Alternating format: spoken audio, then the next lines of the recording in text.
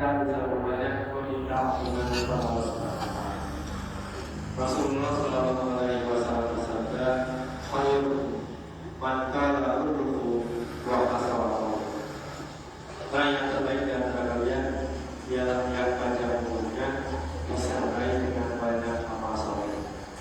Jadi memperpanjang dan dikatakan itu bukan hanya sekedar umurnya yang panjang, akan tetapi umur panjang itu harus selalu dibarengi dengan penetapan amal saleh.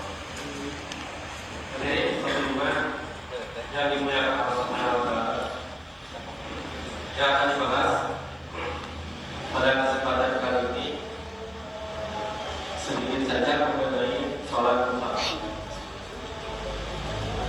Sholat duha merupakan ibadah yang hukumnya sunnah. Saya sering mengatakan sholat duha ibadah mustahab. Sholat duha itu merupakan ibadah yang hukumnya sunnah. Bangsa sawah barang siapa yang menginginkan pahalanya, pahalanya tidak, maka adalah yang mengerjakan. Wajiblah pada istilah yang kita. Dan kalau tidak mengerjakan sholat duha, maka dia tidak bisa. Kemudian ada pun dalil keterangan mengenai sunnahnya sholat duha, sebagaimana yang dikatakan. Karena Nabi Sallallahu Alaihi Wasallam yusolli duha hatta naqula la.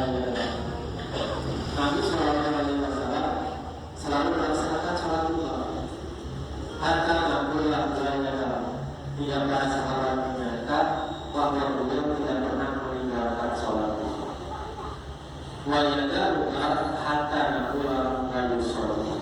Dan jika Rasulullah meninggalkan sholat duha hatta naqula la yusolli, tidak ada sahabat menyatakan bahwa beliau tidak pernah melaksanakan sholat duha.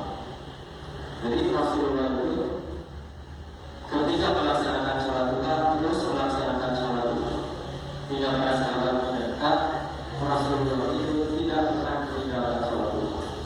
Namun jika beliau meninggalkan sholat duha lama tidak melaksanakan sholat duha, tidak ada sahabat menyatakan bahwa Rasulullah itu tidak pernah melaksanakan sholat. Karena keterangan ini jelas sekali bahwa sholat duha itu merupakan ibadah yang hukumnya sunnah. Maka itu sayang sekali apabila kita melewatkan pahala dari ibadah sholat sunnah. Adapun jumlah rakaat sholat duha, yang pertama sholat duha itu boleh dilaksanakan dengan jumlah 2 rakaat. Hal ini sebagaimana yang diterangkan oleh Abu Hurairah. Abu Hurairah berkata, "Al-Sami Khawiri Bisalasi." Kekasih Nabi Rasulullah Sallallahu Alaihi Wasallam mewasiatkan kepadaku 3 perkara. Yang pertama, bisa sakti ayamin dipulih sakit.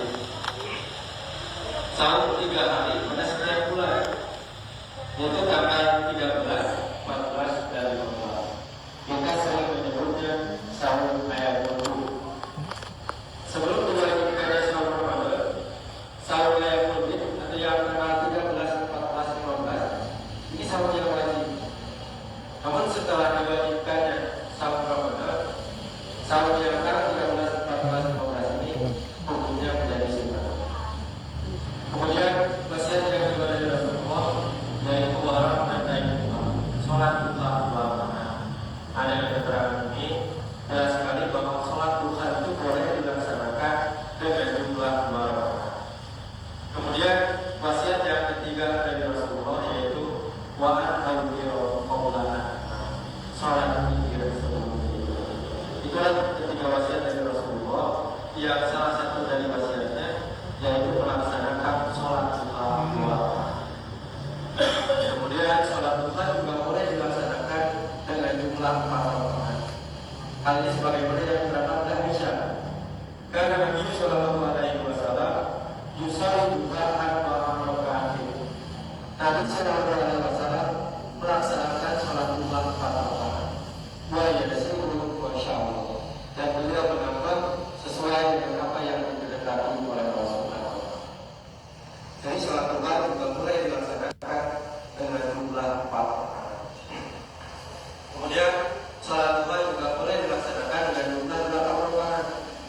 Hal ini sebagai